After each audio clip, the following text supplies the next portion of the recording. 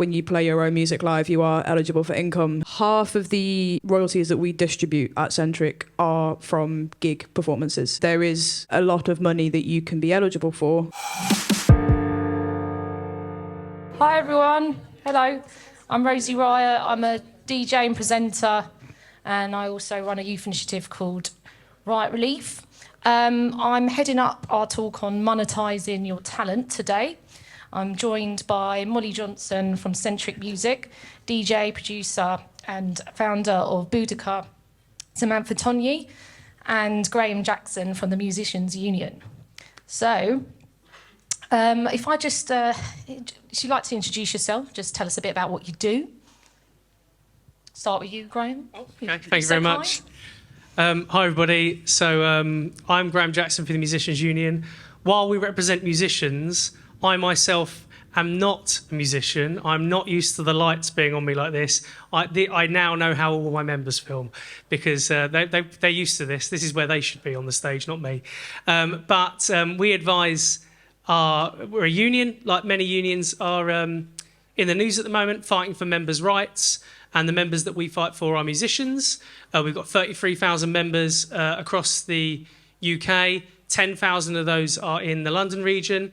I'm senior regional officer, so I represent, along with the team, those 10,000 members that when they get in touch with the union, they get in touch with us first, their region.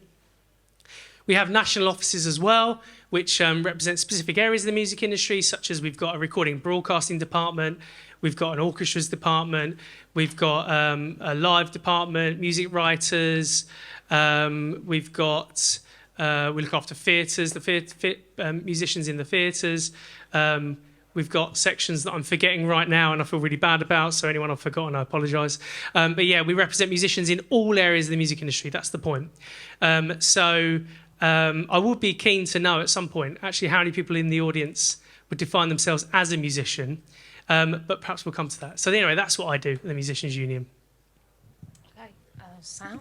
Hi everyone, my name is Samantha Togni. I'm a DJ and producer, and I'm also the founder of Boudica, which is a platform that aims to give visibility to gender minorities in music. We hold events at Pico Factory, E1, Fold. We have 11 events this year. I went a bit too far, but then we do like events like in Europe as well. We run a music conference, which also we partnered with Musicians Union in the past, and we are a record label. We do workshops, talks, so we do a lot of educational work. As well as the fun bit, the parties. But no, education is fun. Hello, I'm Molly, so I'm from Sentric. We are an award-winning independent music publisher based up in Liverpool. We are born and bred out of a university project that got a little bit out of hand about 17 years ago. And now we are a global company. We've got offices down in London as well as other parts of the world in the US. We represent about 400,000 songwriters and around about 3 million copyrights that we represent.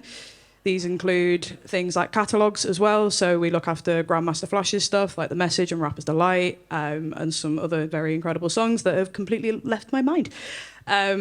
We have about 100 people that work for us, and up in the Liverpool office we have a sync team, an in-house sync team, as well as over in the US. We have a creative department, which is where I'm suited, so we link up a load of collaborations and sessions and stuff. We, within the company, have things like a direct deal with Beatport, so we collect directly from them, as well as all other territories across the world. And yeah, we, in terms of like electronic scene, I guess people we publish are people like Mark Knight, Roger Sanchez, Sammy Vergi, Salute, Lawrence Guy, Mason. There's 400,000 of them, so I'm not going to bore you and list them all. But at the core of it, we represent songwriters and producers, people that make and write their own music and make sure that they get their publishing to them in the best way possible. The core model that we operate by, which is what started as the university project, is a 28-day rollover deal. It's free to sign up. There's no barrier to entry. You can have made one song in your life and you can sign up. And yeah, so we'll register it globally. We will collect, we distribute quarterly, and unfortunately it's like the less sexy side of the business side, but it's definitely a very incredibly important side, especially on the subject that we're talking about today. How many members did you say, how many songwriters did you say were signed up? About 400,000. In the UK? Globally. Globally. Ah, great. Do you know how many of those are in the UK? I don't, but I did get told a stat a while ago that more people are signed up to Sentric in the northwest of the UK than they are PRS. Oh, right, that is interesting. Well, I'm trying to figure out how many potential musician union members there are. So that's interesting. Lot, there we go. Yeah.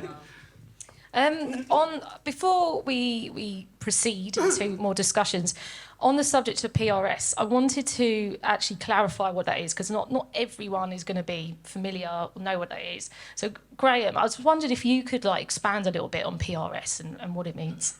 Yeah, no worries at all. And actually, I think Molly might want to jump in at some point when I'm doing this, because yes. I think when I talk to members about PRS, we use PRS, that term, all the time. PRS means Performing Rights Society, but actually, when we talk about PRS, often we're talking about the brand, PRS for Music, which actually includes two collection societies. So one which is PRS and one which is MCPS, the Mechanical Copyright Protection Society. So, and they're members of, the members of both are songwriters and their publishers, or composers and their publishers. They collect and distribute income for those songs are used in different ways.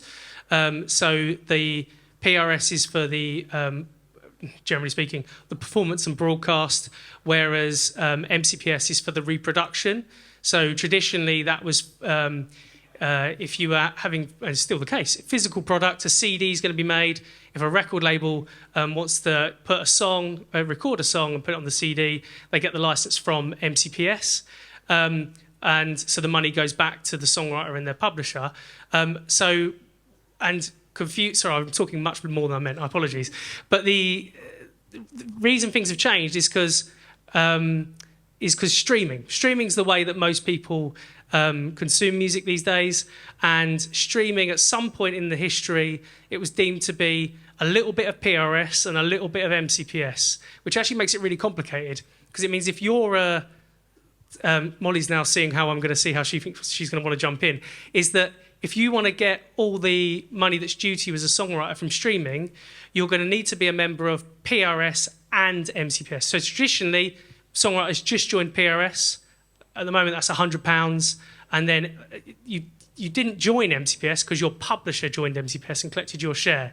But now a lot of songwriters are releasing music without having a publisher. So they need to either choose to pay £100 to join MCPS themselves, or Molly's Sentric will jump in and you can sign up to them. I'm going to hand over to you, Molly, because I'm probably talking about what you do more than I should.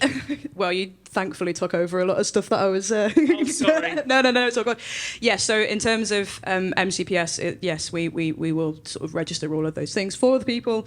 There's also PPL as well, which is a sort of separate side vision, which is more, leaning around neighbouring rights, which is less. It's not for those that are songwriters, but it's for people that have performed on the work. So it's if you're a drummer or anything like that, or the singer, or you are a top liner, but you might not have written anything, you are eligible for the neighbouring rights as well by PPL, and that is also something that we register people for if they would wish for us to do so. Okay, brilliant. So there's obviously some overlaps in both your fields. I just wanted to extend on that, Graham. Also, just why do you think someone would sign up to the Musicians Union? Why do you think it's important for anyone here who's a budding, producer or?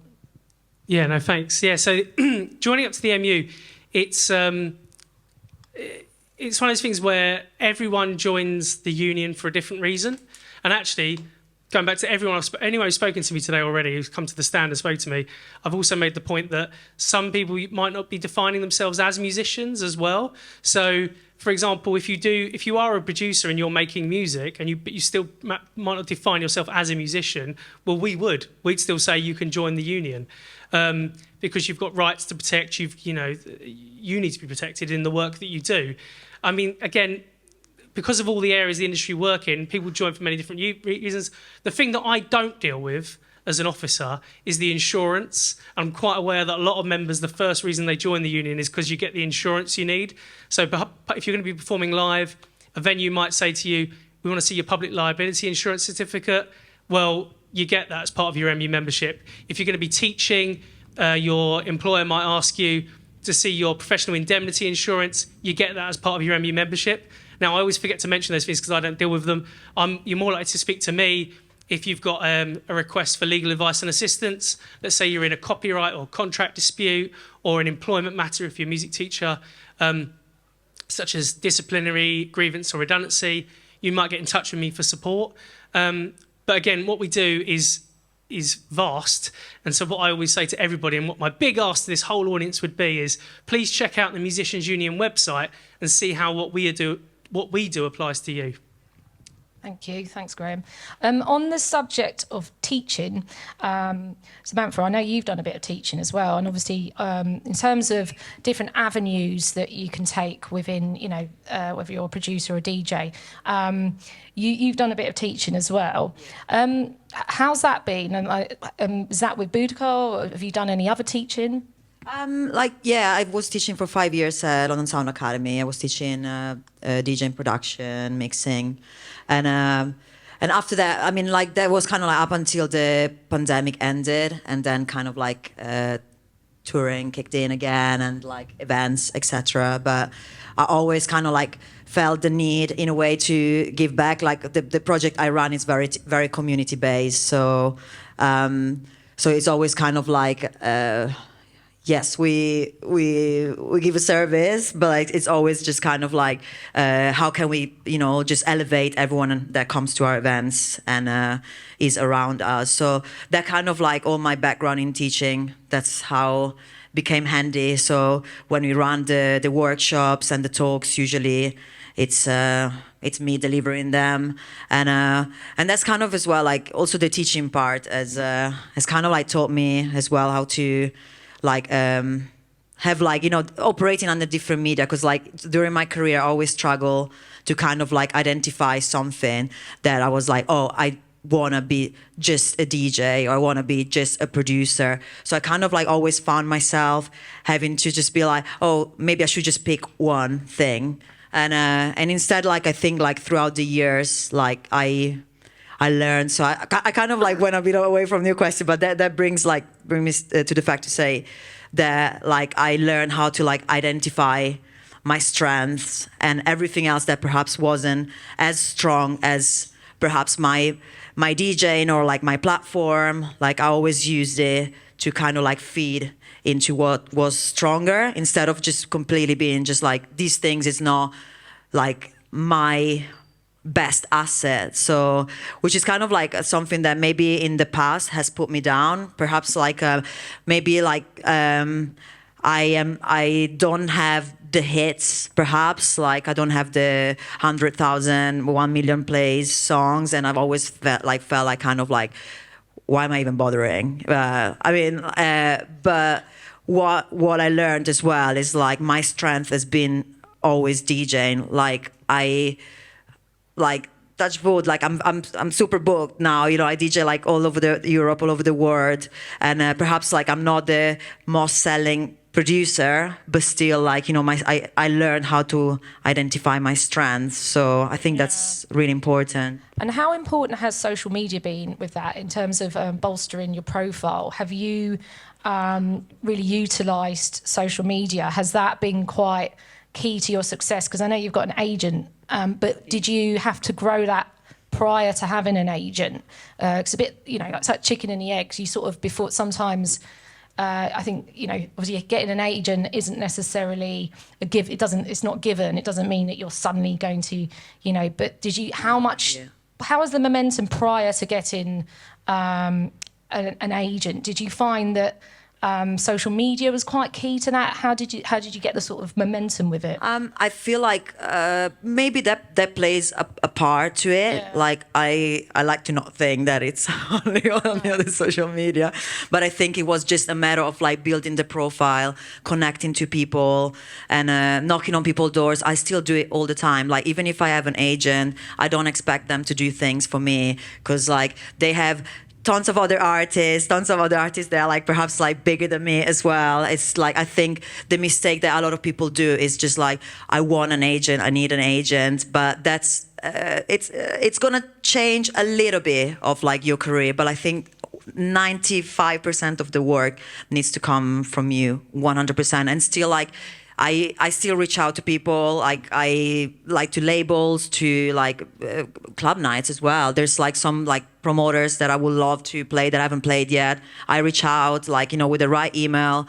And same like vice versa, like we get like so many like requests every day to play at Boudica, and I feel like, you know, those requests that feel genuine, and it's not just like, you know, hey bro, can I, you know, it's just like, yeah, it's just kind of like, you know, heartfelt, like, why do you want to be part of this, you know, why does it interest you? Authentic. Yeah. Because I think there's sometimes there's a notion, that when you do sign up to an agency, you know, you can just drop the ball a bit. But actually, I think that is probably the mistake. I think like if you like have that mentality, unfortunately, you're gonna be disappointed, because that it changes, like, because it helps you 100%. You don't have to deal with like the things that no one wants to deal with, like. Dealing a fee and, like, you know, maybe like all the accounting and contracts, etc. But like to actually get the gigs, it's all on you. 100%, that's good. That's good to know. Sort of bit of a, well, not reality check, but it's good. They will help. They will facilitate, because they have the contact ultimately, and they have the profile that perhaps if they go to festivals, if they go to clubs, perhaps people like promoters will be more inclined to listen to them than perhaps to someone they don't know, like a random. Of course. But Oh, wicked. No, it's good. Could I pick up on a couple of the points that Sam's made? Course. Because in terms of the monetizing, I think you've made two really, well, many key points there, but two that I'd like to follow up on, if that's okay, because the Musicians Union did some research about 10 years ago, looking to what it meant to be a musician, what the realities of being a musician are. And one of the things that research found out is that there's no such thing as a typical musician, actually. But if there is one thing that's generally true, is that you don't do one thing. You don't do one thing to make a living as in music. You do multiple things, and that was what you were, tell me if I'm wrong, that's what you were saying there, wasn't it, Sam? Is that, you know, I think that as students, I think that's one thing I'd say to students to be prepared for. You know, you're probably not going to do one thing. You're probably going to do multiple things in music to make a living, to make enough to live on music. So our members, so many of them would be, you know, music teachers during the day and then performing live in the evening, for example. And that's just one combination, but mostly there's loads of combinations. And the other thing that I'd like to pick up on what Sam said is about that idea of what, you know, an agent or any other intermediary, a record label or a publisher or anyone else is going to do for you. If you spend, you know, sometimes there might be a temptation to think that the next best thing, the best thing to monetize what you do, is to chase those people down. But actually, you're going to be best off, and I think this is what you were saying, Sam, is the idea of you doing it yourself. If you do it yourself, then those other people build on what you do. They don't make it happen for you. So I think that's another reality of being a musician, is the idea that it's not about, you don't spend all your time hunting the deal down. Actually, you start monetizing for yourself, and then other people will hopefully come along and try to add to what you do. Yeah, that's a really good point. Molly, I wanted to ask you about visibility and sort of becoming a bit more ubiquitous with music. I know you work with things like playlists for companies and things like that. So what sort of companies have you worked with in terms of getting, like, say you wanted your tune and it was playing in the shop, for example. How would that come about? So that is all via our sync team. So they do not know the names of the companies that they do it with, but so they do a really good job at pitching music for in-store playlists. So places like, you know, big shops like H&M, you know, they'll send through loads of playlists for them, and the music will be put through there, or coffee shops. They also do stuff for like Made in Chelsea and Love Island, like those like one-stop, easy clearable syncs, basically. They're able to do, and in terms of the rights boring, non-sexy side of it. You know, that's making sure that the publishing is all cleared and also the master side is all cleared as well. And so if you do have control of your masters still, that is a very valuable position to be in, because you're able to have access to those sorts of things very easily. And so, yeah, our team we sent songs from all of the artists, or they have like specific pitching briefs that they put out through the platform, and people can submit music through to it. They're also very good at being aware of the catalogue in general. And so, yeah, they work really hard on sending those things through. And it's a great way for your music to come through from that as well. Have you seen any real standout success stories with with someone's track has just blown up because it's been featured on, well, I know like Made in Chelsea's been on ads and stuff like that, but even in like shops, I mean, do you think that subconsciously infiltrates people's brains and it sort of helps? Yeah, I think it comes down to how much you actively listen out for music, and I think for everybody in that room, it's quite a lot. I'll be sat in a coffee shop or a bar or somewhere sometime, and if I've not got my own headphones on and I hear a song it perks my attention, then I'll Shazam it and sort of go from that way. But yeah, I think in terms of like a big success kind of thing, I'd say they got the Apple iPhone 12 advert a few years back, and that was for an artist called Susie Wu with a song called Eat Them Apples. Coincidentally, that's why I got the sync. But, that was a huge success for her, and it definitely propelled her into a much bigger space from that. That's pretty cool. Graham, I know we mentioned previously about the difference between songwriters and producers, and how there can be sometimes a bit of confusion with, some people think that songwriters could just be traditional lyricists. And in terms of Musicians Union, there's a lot of producers here, electronic music producers, as well as singer-songwriters. What would be the sort of difference, if someone was to approach the Musicians Union, how would they utilise it, and the sort of differences between them? That's a really good question. Do you mind if can I ask the audience how many people would define themselves as a musician? Can we do hands up? How many people would define themselves as a musician? Oh, that's actually quite a lot. There we go. So join the Musicians Union, sorted. The reason I say that is because I think that is something that we come up against in terms of everyone in the musicians in all different areas of the music industry thinking that we represent musicians in different areas more, but we don't. It's just because we represent musicians in all areas of the music industry. So, for example, if you go on our website, I mentioned the fact that we have sections before. So we have our live section, we have the recording broadcasting, for example. You'll find that on our website, you'll find that there's different guidance in each of those, and you'll see how what we do applies to you. So, for example, back to the idea of, but if you're a producer and you're being presented with a contract to sign, or if you're a songwriter and you're being presented with a contract to sign, there's still music industry contracts, and therefore if you want it to get looked at by a solicitor as part of your MU membership, we'll do that. That's not going to stop you. I think the parts where it becomes a little bit more complicated is if you come to us for legal advice and assistance as part of your MU membership, and one of the rules is you have to be acting in your capacity as a musician. So we do have to look at that. We do have to say, are you acting in your capacity as a musician?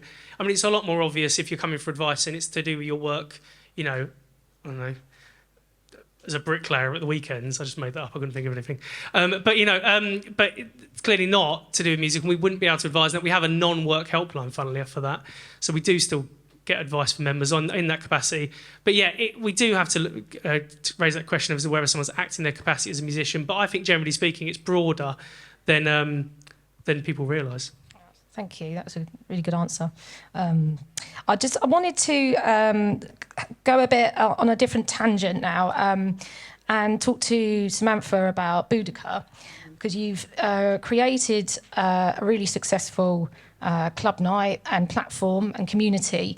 There's a lot of people who are DJs and producers, and they start up their own, club nights. Tell us the story of that. How's that grown, and how's that been for you? We started in 2019, so it's fairly a new platform, and straight away, so I think we had our first event like late 2019, and then we had one more, and straight away the pandemic started. So obviously, like, we had to like find other avenues in which like we could connect to our community and keep on working on the project. So like a few months after, I came up with the idea of doing a series of talks. So I said, okay, let's do 3 talks in which we can again like inspire the people that are sitting at home and want to like pursue a career in music, etc. And that kind of like slowly what I did, I started to reach out to different organizations, Musicians Union being like probably the first organization that supported us straight away, and that kind of like snowballed into these like massive projects. We had like Future Artists Coalition involved, Association of Independent Music, Key Change, PRS Foundation. We had amazing panelists, and then I thought like, wow, we have all these organizations involved. Like, what can we do? Where can we where can we film it? So I reached out to Freemasons Hall. And I don't know how I managed to land it, but I did. So they were like, "Of course you can do it here," during the pandemic, and so that's kind of just like a little bit my drive and the honest passion I have towards the platform.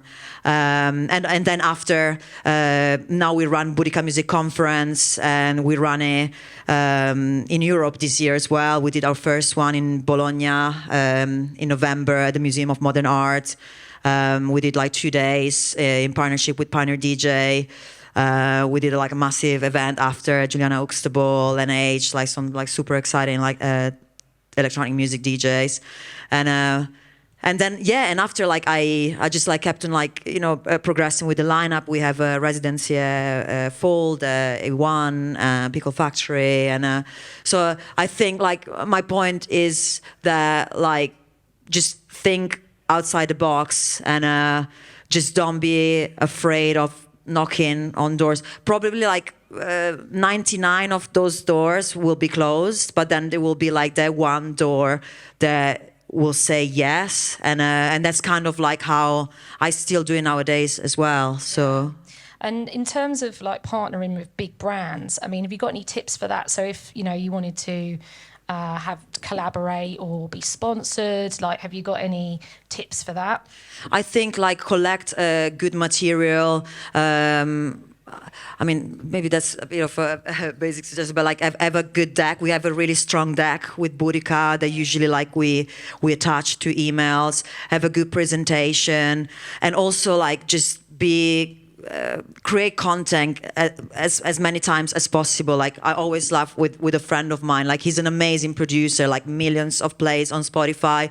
Perhaps like he's not the best. He doesn't even DJ, to be honest. Nowadays, he just produces, and like he's not organizing events or anything. But he organized this event in Rome for the launch of a vinyl, and the way he presented it was like a new vinyl in Rome, and everyone was like, wow, how did you land in this like amazing street of Rome?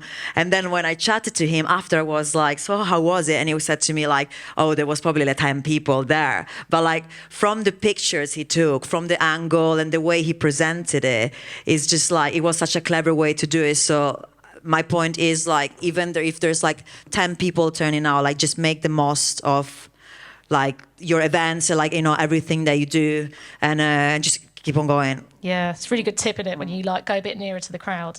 Yeah. So there's like more people. Yeah, why not? You also sell records as well, vinyl, right? So that's another sort of avenue you do as well.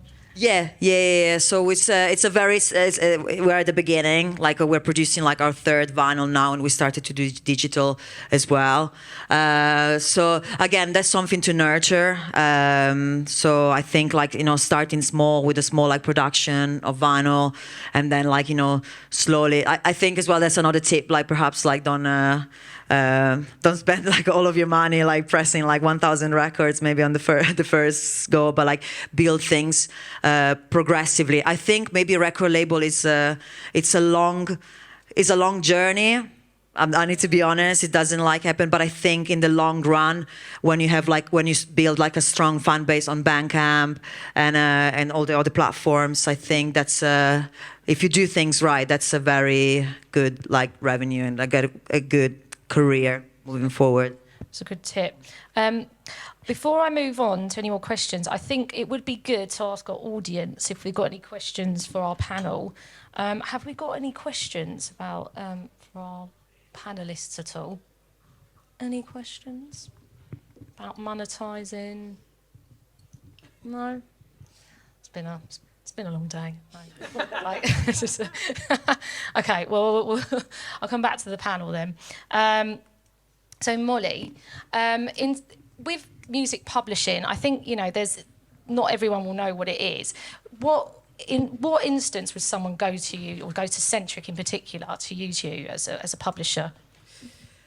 People would come to us because they're starting to release their music, or you don't even have to be releasing it, even if you just play your own music live. There's so many different instances where you can gain your publishing royalties that people don't necessarily always think of. And I think people come to us as well because of the simplicity and the ease of using it. I think we always say to people, you never really have to look on PRS ever again if you're signed up with us, because we will do it all for you.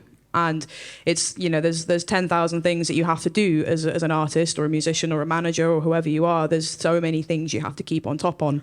And publishing can often fall to the backs of people's minds. And, we've got dedicated artist services teams who are there to kind of be your nudger and your reminder to say either, I've seen that you've been putting out some tracks. Do you want me to put them on your account for you so that we can make sure that you get paid for those songs?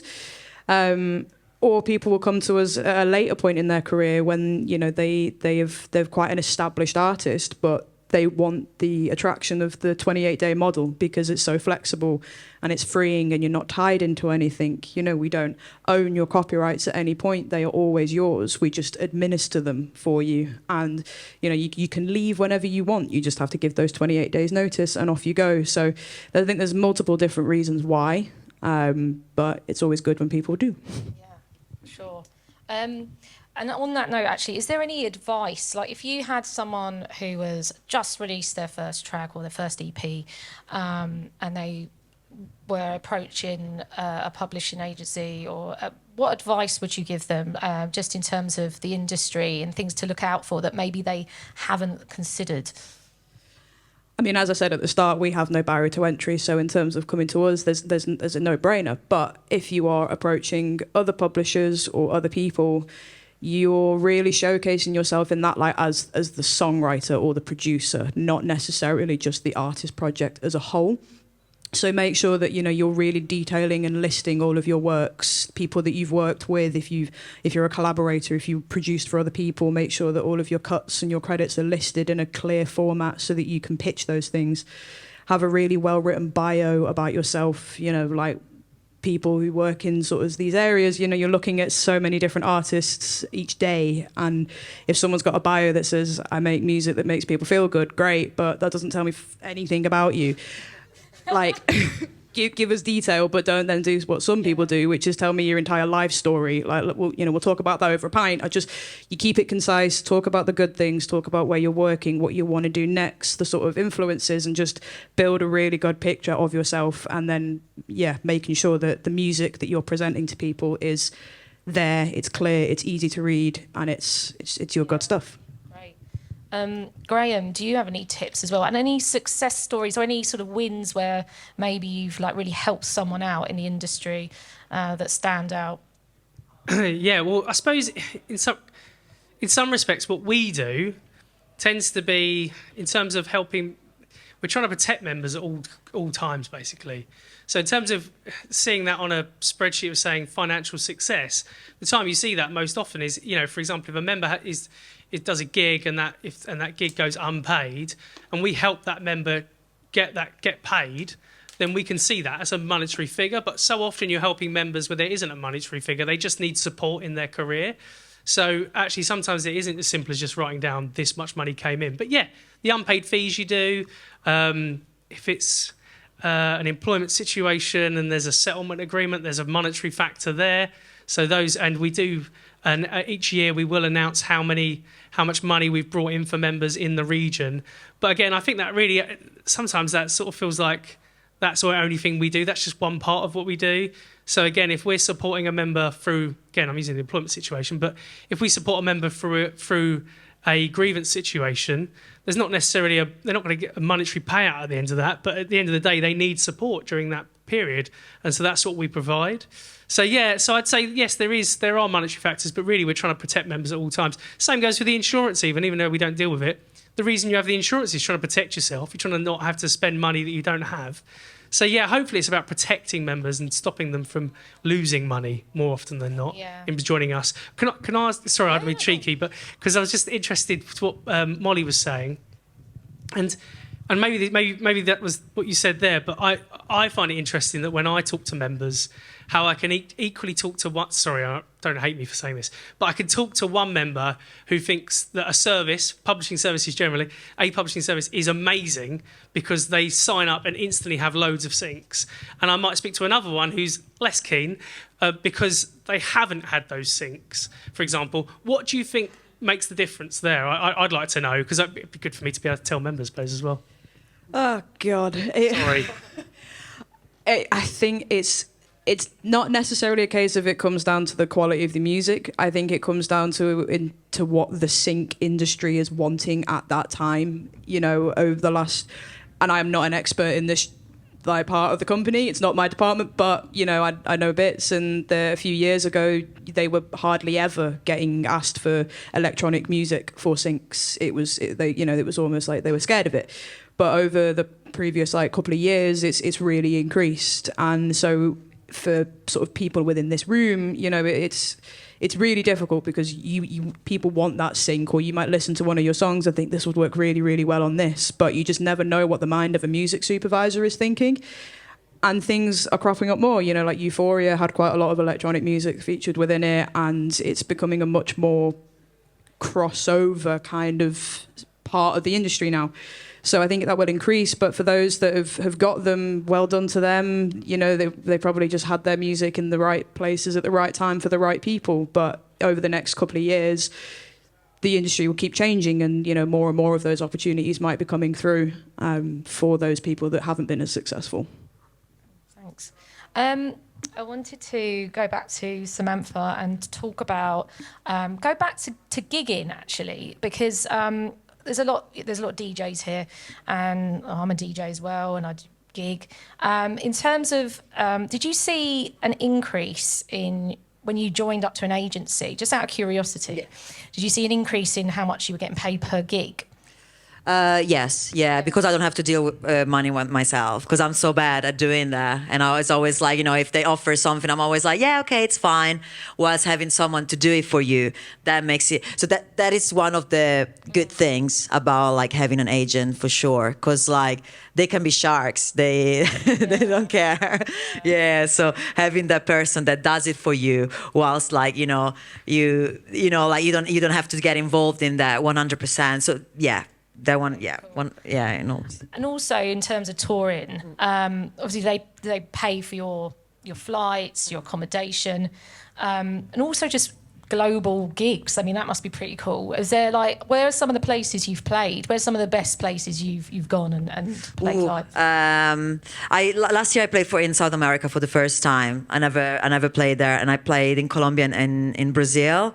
And when I Brazil was pretty epic because I played in the jungle. So it was like this, just like this techno event in the jungle just outside Rio de Janeiro. So yeah, at some point I was like, oh wow, I'm here playing acid techno in the jungle. I'm like, this is pretty cool. So yeah, I think the opportunities you get to see the countries where you travel, it's great. Yeah. I also wanted to touch upon some of the cons of potentially being with an agency, and one of those things is exclusivity.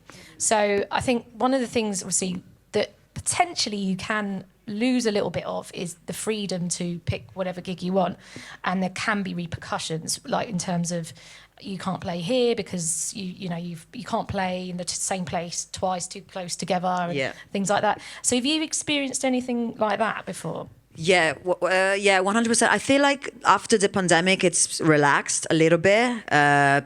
People have DJs have a little bit more flexibility, but there is like so many internal politics as well. There is contracts 100% that is usually the standard is like 1 month exclusivity. You can't play in the same city like a month. But again, it's flexible.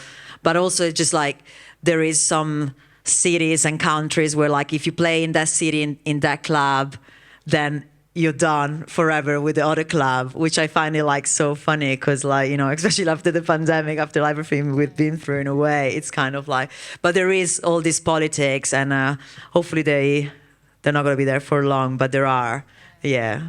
And do you ever see gigs and festivals that you'd quite like to play at, and you have to give them a nudge? Or do you just completely leave it to them to book you? Oh yeah, no. I just I think what I learned, especially a few years back, I really wanted to be represented, and perhaps not even for any particular meaning, but I just wanted to have an agent, which I think a lot of people maybe feel like that because you feel if you have an agent, you're taking more seriously. And then and I finally got an agent because I was knocking on people's doors, and someone was okay, I will manage you, I will represent you. But I feel because it wasn't an honest, an organic process, that kind of that didn't really do too much for me. And I think I felt I lost a little bit of time just being sitting there waiting for things to happen just because I had an agent. Also I feel until you're not a really big artist, you can't expect that an agent is just there at your service, there is gonna do a full-time 9 to 5, trying to get you gigs. They have to survive as well. They have to provide to themselves as well. So there will be a limited time they will invest in you. So the other 90% of time, it's just up to you. I message festivals sometimes, when I really honestly appreciate what they do, and things happen like that, for sure. Yeah, being open and friendly goes a long way, I think. It's genuine, actually, because then they can really feel that you like what they do. Yeah, and same with labels as well. Just hitting up labels and just instead of just sending a mass email, just selecting those very few labels that you really want to release on, and just send them I mean, it doesn't have to be an essay, but also it's nice from people just to receive an email saying okay, I want to release on you, not just because you're popular, but I feel your ethos align, or your work aligns. So I think it applies to everything a little bit in music. And in terms of labels, there's probably a notion that if you join a really big label that you're going to be rolling in it, but actually sometimes it can be. I mean, Graham, have you got any insight into this, dealing with sort of big labels versus slightly smaller ones? Do you find that some people get a bit of a raw deal in some situations, or? I suppose what I would say about that is is that during, and you've sort of mentioned this already a bit, Sam, is that during when COVID first hit and when the first lockdowns hit, we saw live music just couldn't happen. And what that meant is there was a lot of musicians turning around saying, I can't make a living from music. And yet at the same time, we've seen record labels announcing record-breaking profits through streaming. So what we've had is a campaign since then, alongside the Ivers Academy, about fixed streaming. Because what we're saying is that actually it's great that there's money. Music is being monetized. Music is worth a lot of money, and that money is coming from streaming. It's just not getting into the pockets of musicians. So that's why we're saying fixed stream, unfortunately, is quite a complicated thing because there's more than one area where it needs fixing. But broadly speaking, that captures it. Overall, the issue is that while the record labels are announcing record-breaking profits, the money isn't ending up in the musicians' pockets. So that's what fixed streaming is essentially about. So I suppose that kind of answers your question. The other thing I would say is, again, is is if you're an MU member and you are presented with a contract to sign, you're much better to get it checked by a solicitor. You can go externally, but if you're an MU member, you can get it checked via your MU membership via a solicitor. Get it checked before you sign it, because then you can negotiate it. If you sign it and then want to, debate it later on, that's really hard to have anything done about it, because once you've signed it, you're essentially bound by those terms. So, yeah, I'd always say if you want, get it checked before you sign it, and then you can negotiate at that point. Okay, thank you. We haven't got long left, have we? We've got 5 minutes. Sure no one's got any questions? No? Okay, just checking. Has anyone got anything to add, Molly, to anything? I think I haven't really spoken much on the... I mean, I did say about when you play your own music live, you are eligible for income, but I think I might get this wrong. About half of the royalties that we distribute at Sentric are from gig performances. There is a lot of money that you can be eligible for. Obviously, it differs depending on whether it was like a small venue or a festival. They change, and the size of the audience changes versus how much of a set you played and all of these stuff. But keeping on top of those and making sure that you are looking after those bits, again, very important, because things like when lockdown hit and obviously there were no gigs, people really struggled. But if they had all of their publishing and things like that sorted, they could still see the additional income because radio went up massively in the lockdown. Yeah. People had more time to listen to the radio. Their morning routine changed to staying in the house all day, so they often kept the radio on for longer. And you also have limited timeframes with specific royalty collections that you are still eligible to collect for. So when it comes to gigs, you can backdate up to 12 months for a small venue sort of performance. When it comes to a festival, you can backdate up to 3 years, which I know sounds like a long time, but within the COVID timeframe, people were thinking back in their heads and they were like, oh, I played this gig and I did that gig. But, they were sort of scrambling at bits to put that together. But if you keep on top of it, and when I say keep on top of it, feel like I'm shamelessly plugging Sentric here. But within the model, you can go on the website, you can type in your gigs, you put in the venue, you put the set list. And obviously by set list, it's your own works. But if you sort of, within your sets or within your gigs, you have specific songs that you will play, you can sort of base that as your set list pretty much.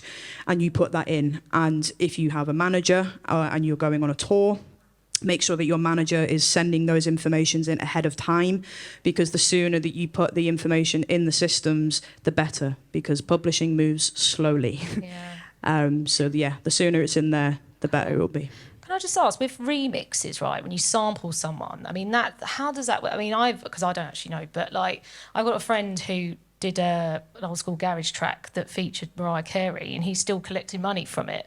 I mean, like, how does it work when you sample other people within your track?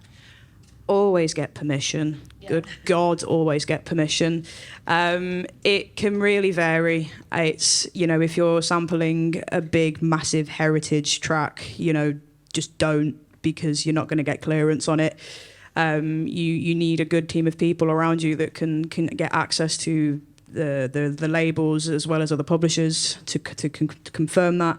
If you have got a sample in there and it does get cleared, you would be lucky to get a decent percentage of that track still, because some people will say, I just want 100% of it then, and that'll be it. Some people, especially if it's a US copyright, you will be often having to charge a fee as well as losing probably 100%. But you can also have it where you can sample something and the person who you've sampled might actually think it's a shit hot track and they love what you've done with it, in which case they'll be more favourable. They'll either go, I still want 100%, but we could, you can put my name on it. Or they'll go, I'll give you 50%, but I want to some people will want to work with you on it, or they'll just be really happy with what you've done with it and go from there. Remixes are slightly different. If you're remixing another person's work, again, you would be lucky to get any percentages on that. You may get a percentage on the master for the new work, but of the publishing of it, again, we do it. I think the most percentage I've ever been able to get someone on a remix has been about 35-40%, which was because the guy was really, really wanting it to be remixed by this person, so he was happy to give up what he wanted. But yeah, again, you'd be lucky to get stuff on that front. I was going to mention AI, but that's like, and mimicking voices, that's like a whole other conversation. Should we? It's about time now, isn't it? Yeah. I think that's it. So thank you for being here today. Thanks everyone.